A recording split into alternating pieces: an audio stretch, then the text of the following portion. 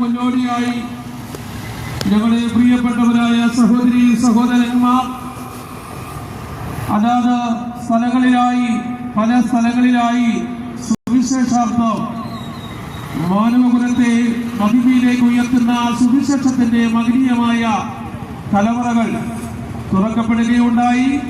അതിന്റെ ചില അംശങ്ങൾ ഈ ദേശത്തോട് പലരുടെയും വാക്കുകൾ കൂടെ ഭാഷണത്തിൽ കൂടെ ഈ ദേശത്തോട് അറിയിക്കുകയുണ്ടായി. കഴിഞ്ഞ കാലങ്ങളിലും ഈ മണർകാടിന്റെ പ്രദേശത്ത് ഞങ്ങളെ വളരെ നന്നായി സ്വീകരിച്ചിരിക്കുന്നു എന്നുള്ളത് ഞങ്ങളുടെ അനുഭവത്തിന്റെ വെളിച്ചത്തിൽ ഞങ്ങൾക്ക് പറയുവാൻ കഴിയും. ഈ മണർകാട് പ്രദേശം എല്ലാ അർത്ഥത്തിലും ഒരു മനോഹരമായ നാടാണ്. ക്രൈസ്തവരുടെ ഈറ്റില്ലമാണ്. അത് മാത്രമല്ല, എല്ലാ മതങ്ങളെയും ഒരുപോലെ സ്നേഹിക്കുന്ന, ആദരിക്കുന്ന, ബഹുമാനിക്കുന്ന ഒരു പ്രദേശമാണ് ഈ മണർകാടിന്റെ പ്രദേശം.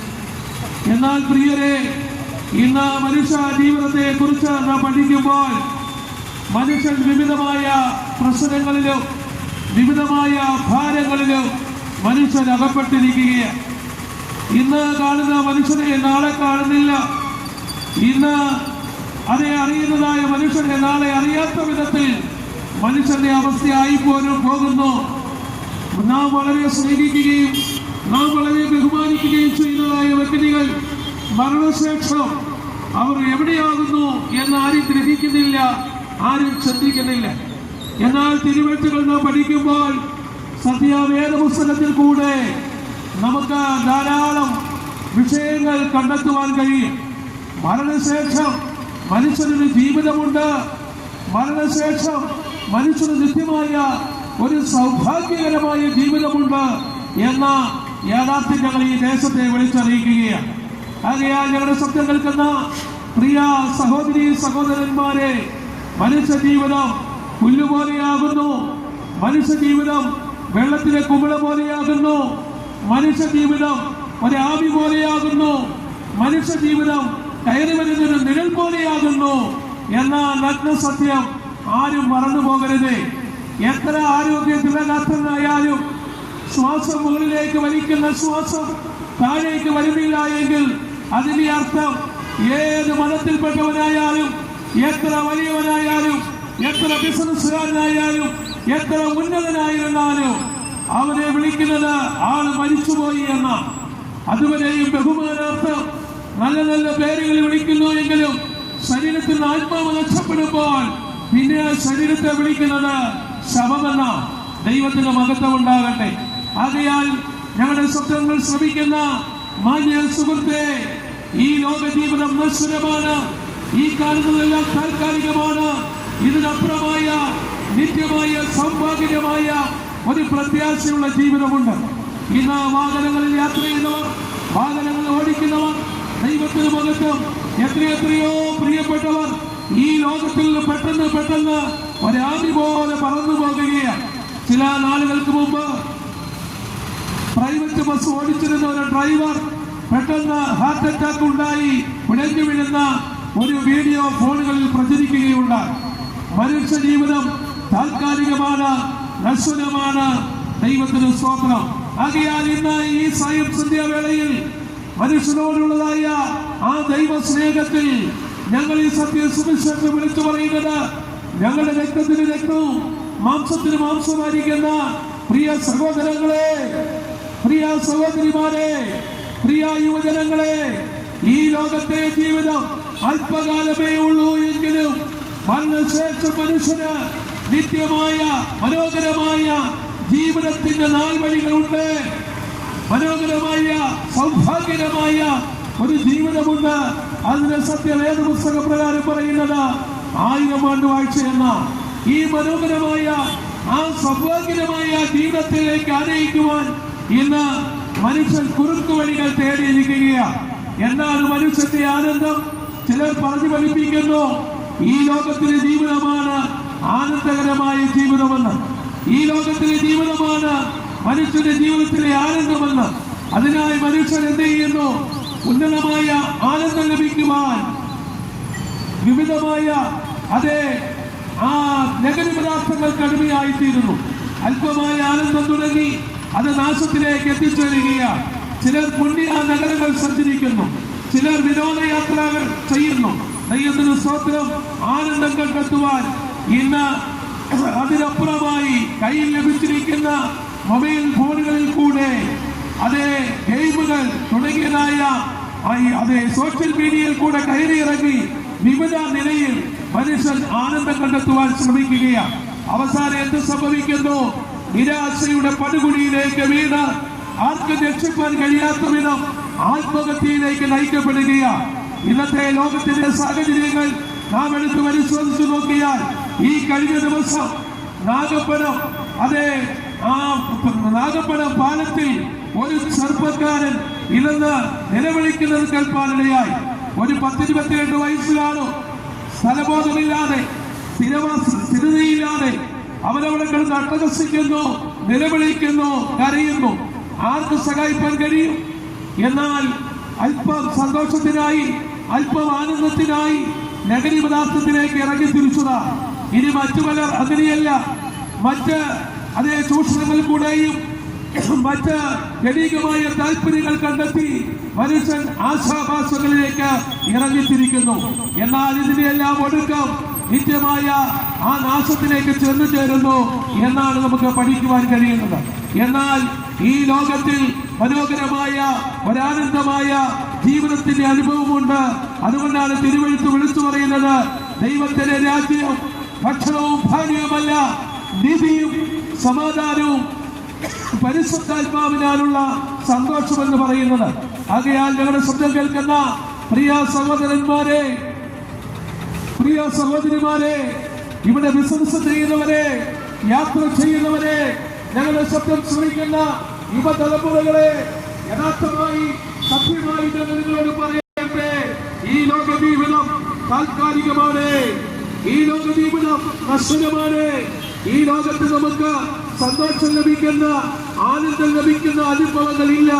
എന്നാൽ മറിച്ച് ഇന്ന് ഈ സായം സന്ധ്യാവേളയിൽ യേശു ക്രിസ്തുവിനെ നീ രക്ഷിതാവായി സ്വീകരിക്കുന്നുവെങ്കിൽ ദൈവത്തിന് സ്തോത്രം, നിന്റെ ജീവിതം ഏറ്റവും അനുഗ്രഹമായി തീരുകയാണ്. വിശുദ്ധ വേദപുസ്തകത്തിൽ നമുക്ക് പഠിക്കുവാൻ കഴിയും. ശൗൽ എന്ന് പറയുന്ന ഒരു മനുഷ്യൻ, അദ്ദേഹം രാജാവായിരുന്നു, അദ്ദേഹം ഒരു ശ്രേഷ്ഠനായിരുന്നു. എല്ലാ അർത്ഥത്തിലും അദ്ദേഹം നല്ല നിലയിൽ അദ്ദേഹം അരുളുകയുണ്ടായി. എല്ലാ അർത്ഥത്തിലും അദ്ദേഹം സുഖലോലുഭനായി ജീവിച്ചു. അവസാനം രാജസ്ഥാനത്ത് നിന്ന് അവനെ നീക്കിക്കളയുവാനിടയായി. എന്നാൽ അപ്പോസ്തലനായ പൗലോസിനെ കുറിച്ച് പഠിക്കുമ്പോൾ അപ്പോസ്തലനായ പൗലോസ് ഈ ലോകത്തിൻ്റെതായ എല്ലാ വിദ്യാഭ്യാസങ്ങളും, ഈ ലോകത്തിൻ്റെതായ പാരമ്പര്യങ്ങളും, ഈ ലോകത്തിൻ്റെതായ ഉന്നത സൗകര്യങ്ങളും എല്ലാം എടുത്തെടുത്ത് പറയുവാൻ തക്കവണ്ണമുള്ള നിലയായിരുന്നു പൗലോസ്ലീഹായുടേത്. ഇന്ന് അദ്ദേഹത്തെ പോലെ പറയുവാൻ എത്ര പേർക്ക് കഴിയും? അത്രമാത്രം സമൂഹത്തിൽ ഉന്നതനായിരുന്നു. എന്നാൽ ഒരു ദിവസം സൂര്യനെ കവിയുന്ന ഒരു പ്രകാശം തന്നെ നേരെ നിഴലിട്ടപ്പോൾ തനിക്ക് മനസ്സിലായി താൻ ഈ ലോകത്തിൽ ഒന്നുമല്ല എന്ന്. പ്രിയരെ, അതേ പൗലോസ്ലീഹ കർത്താവായ യേശു ക്രിസ്തുവിന്റെ മുഖം കാണുകയാണ്. ആ പൗലോസ്ലീഹ യേശുവിന്റെ മുഖം കാണുകയാണ്. ദൈവത്തിന്റെ സ്തോത്രം. അതേ ശൗലിനോട് ദൈവം ചോദിക്കുന്നു, പൗലോസേ, മുൻകാലത്ത് അദ്ദേഹത്തിന്റെ പേര് ശൗലെന്നായിരുന്നു, ശൗലേ, ശൗലേ, നീ എന്നെ ഉപദ്രവിക്കുന്നത് എന്ത്? ദൈവത്തിന് സ്തോത്രം. എന്താണ് ഉപദ്രവം? ദൈവജനത്തിന് വിരോധമായി പ്രവർത്തിക്കുക, ബൈബിൾ വലിച്ചു കയറുക, അതെ ഈ വഴിയോരങ്ങളിൽ നിന്ന് സുവിശേഷം അറിയിക്കുന്നവരെ ചീത്ത വിളിക്കുക, ഇങ്ങനെ ഇത്യാദി പലവിധമായ പ്രസംഗങ്ങൾ അദ്ദേഹത്തിന്റെ ഭാഗത്തു നിന്നുണ്ടായി. ദൈവത്തിന് സ്തോത്രം.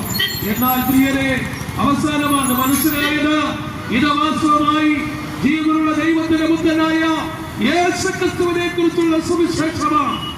ഈ യാഥാർത്ഥ്യം പൗലോസ് മനസ്സിലായപ്പോൾ, ആ സത്യം അതേ ഗ്രഹിച്ചപ്പോൾ, ഇന്ന് പിൽക്കാലത്ത് അതേ തിരുവെഴുത്തിൽ മാനവരാശിയെ തട്ടി ഉണർത്തുന്നതായ വിവിധമായ ലേഖനങ്ങൾ, മനുഷ്യനെ മഹത്വത്തിലേക്ക് നയിക്കുന്നതായ, ദൈവസഭയെ തേജസ്സിലേക്ക് നയിക്കുന്നതായ അതേ ലേഖനത്തിന് ഒരു വക്താവായി പൗലോസ്ലീഹ മാറ്റപ്പെടുകയുണ്ടായി.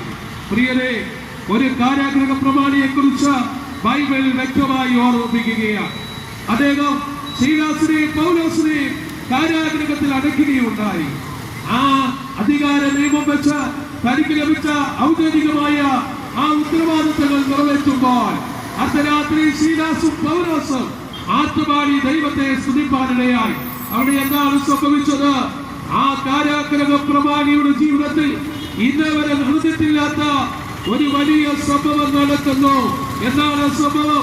കാരാഗൃഹത്തിന്റെ ചങ്ങലകൾ പൊട്ടി, കാരാഗൃഹത്തിന്റെ വാതിലുകൾ അതേ ഇളകി മാറി, വലിയൊരു ഭൂകമ്പമുണ്ടായി. കാരാഗൃഹ പ്രമാണി കുടുംബം അല്ലെങ്കിൽ കാരാഗൃഹ പ്രമാണി താൻ സ്വയം ആത്മഹത്യ ചെയ്യുവാൻ തീരുമാനിക്കുകയാണ്. എന്നാൽ പ്രിയരെ, ശീലാസും പൗലോസും പറയുന്നു, നിനക്ക് തന്നെ നീ ഒരു ദോഷം ചെയ്യരുതേ.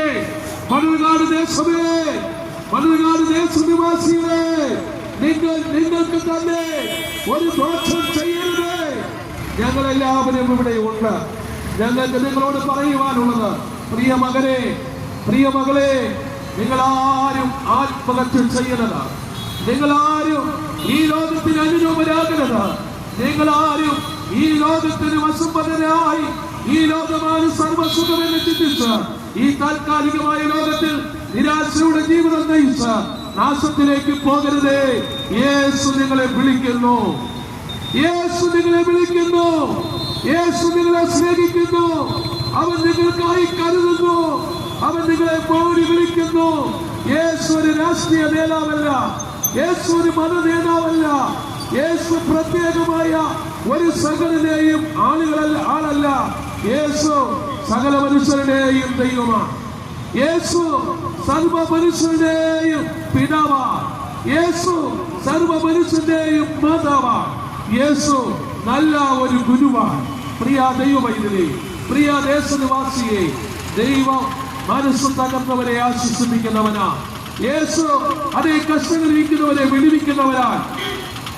കർത്താവായ യേശു ക്രിസ്തു തന്റെ ജീവിതത്തിൽ മനുഷ്യരോടുള്ളതായ ബന്ധത്തിൽ പ്രധാനമായി ചെയ്തൊരു അനുഭവമാണ് കാൽവരി ക്രൂശിലെ മരണം. പ്രിയരെ, 33 തിരുവയസ്സുള്ള നല്ലൊരു ചെറുപ്പക്കാരൻ ഈ ലോകത്തിന്റെ മധ്യഭാഗത്തായി ആ ഗോൽഗോഥ മലമേടുകളിൽ കാൽവരി ക്രൂശിൽ നമുക്ക് വേണ്ടി സ്വയം അതേ യാഗമായി തീർന്നു.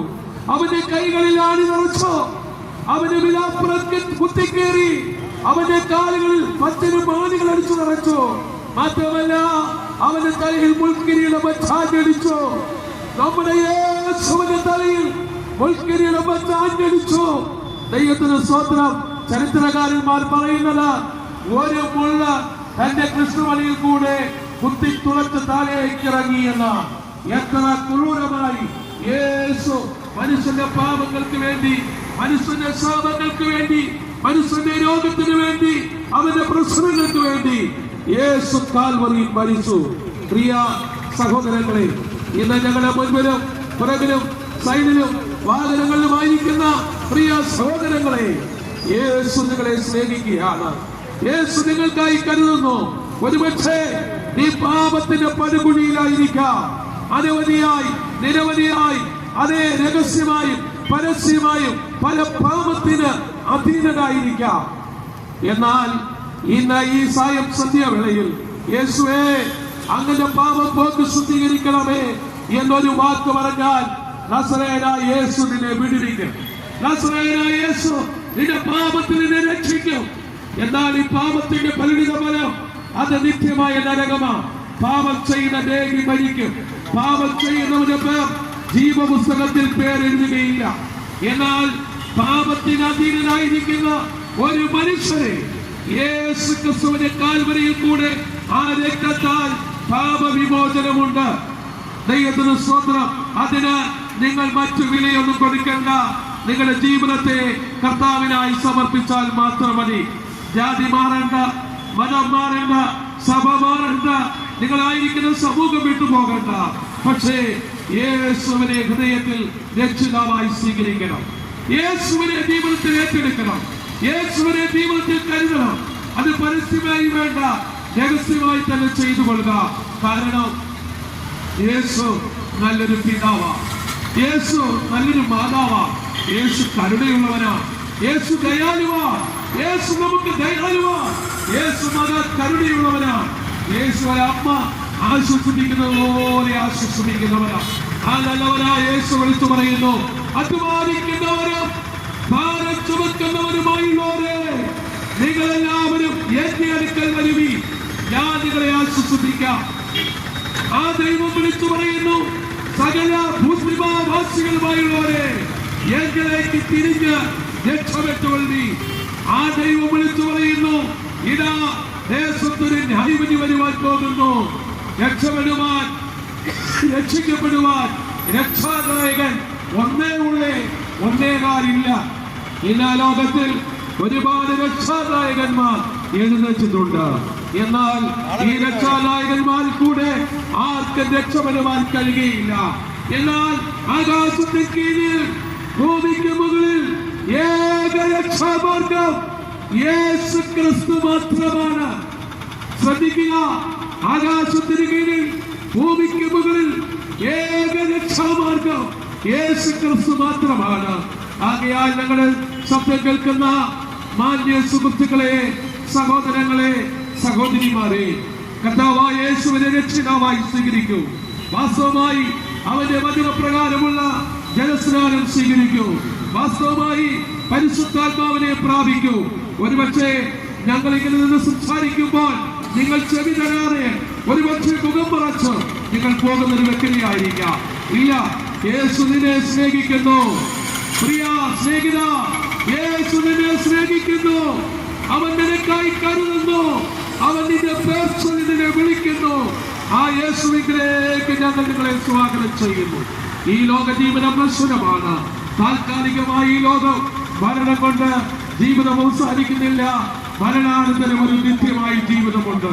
മരണശേഷമുള്ള ശേഷക്രിയകളൊന്നും മനുഷ്യരെ നിത്യതയിലേക്ക് കൊണ്ടുപോകുന്നില്ല.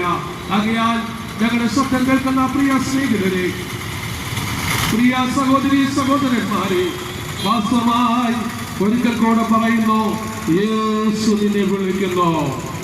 യേശു നിന്നെ വിളിക്കുന്നു. അവൻ നിന്നെ കാണുന്നു. എന്നെ ആരും അറിയുന്നില്ല, എന്നെ ആരും അറിയുന്നില്ല, എല്ലാവരും എന്നെ വെറുത്തിരിക്കുന്നു എന്ന് പറയുന്ന സ്നേഹിത, യേശു നിന്നെ കാണുന്നു. യേശു നിന്നെ അറിയുന്നു. അവൻ നിന്നെ ഒരു ദൈവവൈദ്യനായി ആക്കി തീർക്കുവാൻ ദൈവം പദ്ധതി ഇട്ടിരിക്കുന്നു. നീ സാധാരണ ഒരു വ്യക്തിയല്ല. നിന്നെ കരം പിടിച്ചുയർത്തുവാൻ യേശു മതിയായവനാണ്. ആ നല്ലവനായ ആ യേശുവിലേക്ക് ഞങ്ങൾ നിങ്ങളെ സ്വാഗതം ചെയ്യുന്നു. ആ നല്ലവനായ യേശുവിലേക്ക്, ആ നല്ലവനായ യേശുവിലേക്ക് അർത്ഥമായി ഞങ്ങൾ നിങ്ങളെ സ്വാഗതം ചെയ്യുന്നു.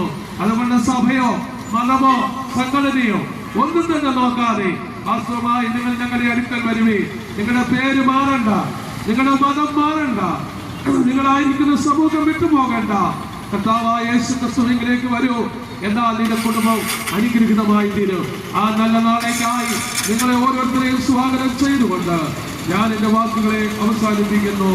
അധ്വാനിക്കൂ സ്നേഹിതരെ, ഭാരം ചുമപ്പവരെ,